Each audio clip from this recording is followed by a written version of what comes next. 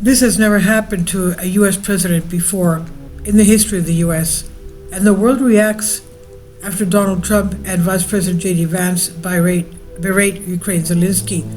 President Zelensky meeting with US President Trump in Washington, D.C., the Oval Office, ended abruptly after the two leaders clashed in a heated exchange over Russia's war in Ukraine. Zelensky didn't even have lunch with Trump. It was the Oval Office staff that had the lunch.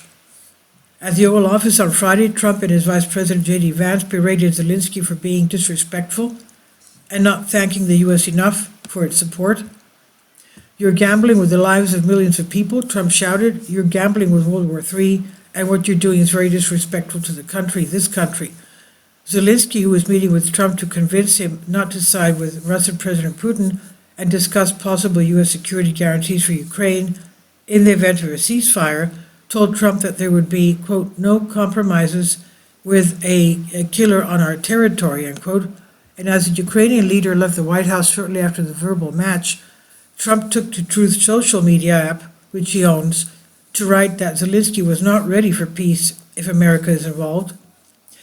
And Trump said he disrespected the United States of America in his cherished Oval Office. He can come back when he's ready for peace. Zelensky posted on X after the meeting to thank the U.S. for its support. "Thank you, POTUS, Congress, and American people. Ukraine needs just and lasting peace, and we're working exactly for that," he wrote. And here's some world leaders' reaction to the heated dispute, because they saw it, obviously. Deputy head of Russian Security Council Dmitry Medvedev said, Medvedev, a former Russian president, wrote on Telegram that Trump had given Ukraine a strong slap on the wrist. For the first time, Trump told the cocaine clown the truth to his face. The Kiev regime is playing with the Third World War, and the ungrateful, I'm not going to say what he called him, but person received a strong slap on the wrist for the owners of the, I'm not going to say that.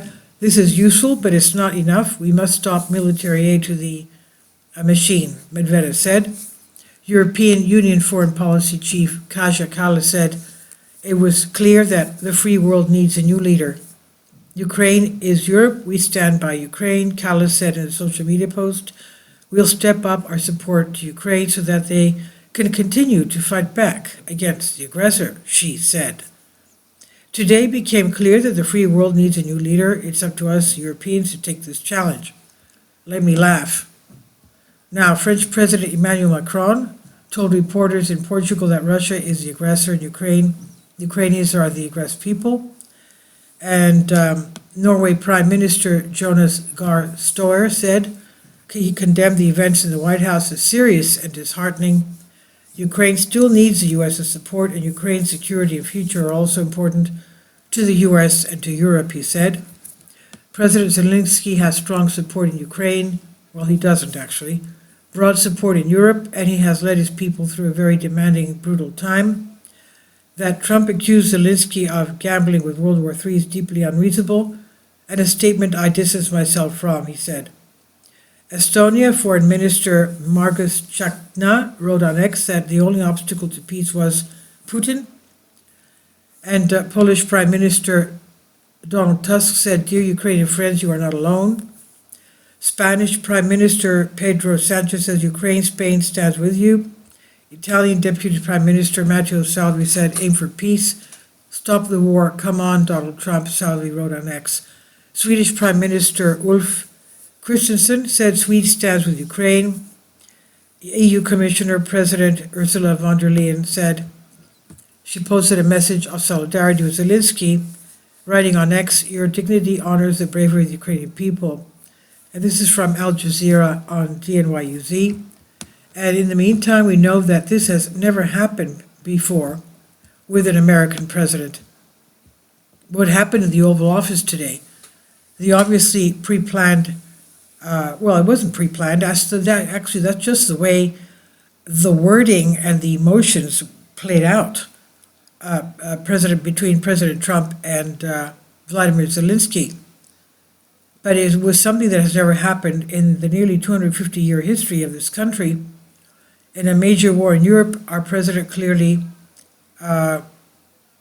was not about to give in to something that was a disrespectful stance with the United States. Zelensky even said, you're surrounded by, he told President Trump, that the United States feels secure because it's isolated by oceans everywhere, far from the world. Well, your time will come. You could be invaded as well, too. And that's when Trump, of course, hit the brakes and was not about to let Zelensky get away with that kind of a comment. That's when things really started going downhill. No, the writer says, I can't think of a single time when the American president declared that it could be a vicious neighboring dictator who actually started the war. But you can listen to it. It's on social media. This is from New York Times on DNYUZ. I don't know what will happen. I don't know if Zelensky will come back. I don't know if Zelensky will be replaced, if he's going to resign. Please leave your comments, and thank you for your support. Please support my Patreon account. The daily posts are 5 videos daily, and they are totally different from what I have on my YouTube channel. Thank you so much for your support, and that you find all my content so interesting. You'll find the Patreon account details in the description box below.